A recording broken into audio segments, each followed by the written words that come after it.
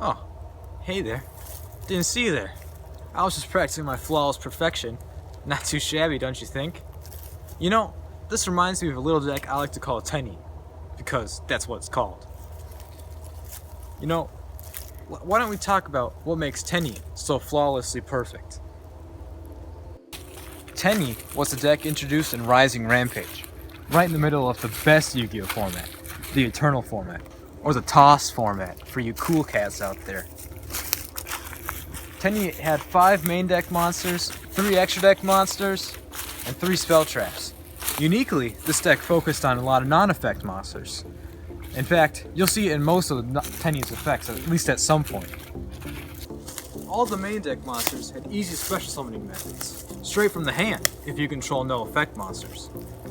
Along with a non-effect Link 1, the main goal of the deck was to Link climb all the way up to the big, beefy 3000 attack Link 3 monster.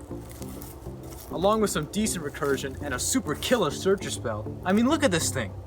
Tenyi wasn't actually all that half bad. Later, in Chaos Impact, pretty much the second half of the deck was added.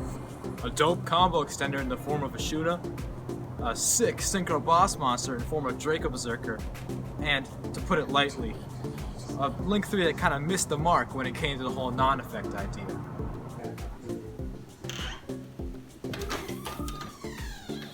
At this point, the deck had its main playstyle down. There was also a Link 4 and a quick play spell. But what is that playstyle?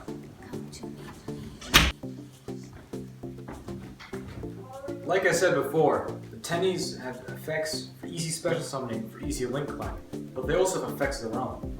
You might recognize this guy, Vishuda. He's an easy bounce. But there's also these 3, which provide protection for the non-effects. Chthon is the best one, by the way. And there's Adhara, which provides easy recursion. Shaman of Tenyi has a revival effect, but is mostly used for extending combos with this guy. Mirror is a broken tuner that summons 3 tokens, non-effects, mind you, and it's super busted. But overall, end board wise, you're probably going to be seeing at least a Draco Berserker, if not a Sahasrara as well. Tenyi's main strengths are its consistency and versatility. It doesn't fare that bad against most other decks. However, its main weaknesses are its recursion and reliance on banishing and the graveyard. It's also made bad with that it doesn't quite keep up with the absolute power of most meta decks. This is alleviated, however, with splashing in other engines. Tenyi doesn't really normal summon that much, so engines like Invoked work well. This has also helped in the varied attributes of the Tenyi monsters. But the hot trend right now is to mix Tenyi with the new Sword Soul archetype. They both have a somewhat similar playstyle, and those Sword Soul tokens are non-effects. For ratios, here are some deck profiles. This one's of a pretty standard pure build that uses most of the Tenyi cards. And this one's my personal Tenyi Invoke deck profile. And here's a Sword Soul Tenyi deck profile I found. Tenyi cards themselves actually are kind of cheap, so it's definitely worth it to pick them up just for that. However, if you're looking for something like Invoked or Sword Soul, as you probably know, those decks are a little bit pricey, so have with that what you will. And now, for a section you're probably going to be quite interested in. How to negate Tenyi.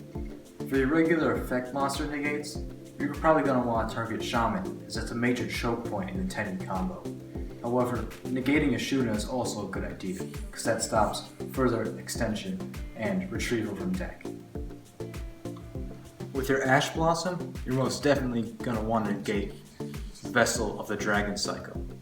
That card is really overpowered when it comes to searching, and if you shut it down, it'll shut down a lot of the Tenyi players' next moves.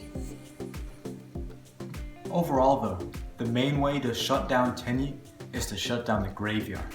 If they can't banish from the graveyard, or they can't banish at all, their plays are absolutely done. So that's the major way to lock them down.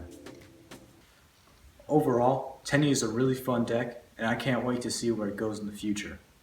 And that's been Tenyi in 5 minutes.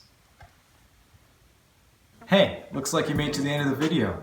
This is the first episode in a series called Yu-Gi-Oh! In 5 Minutes, where I go over various Yu-Gi-Oh! Decks, their strategies, how to beat them, all in 5 minutes or less. Leave a like if you enjoyed, feel free to comment what deck I should cover next, and subscribe if you enjoy the content. I will make more. So, see you guys next time.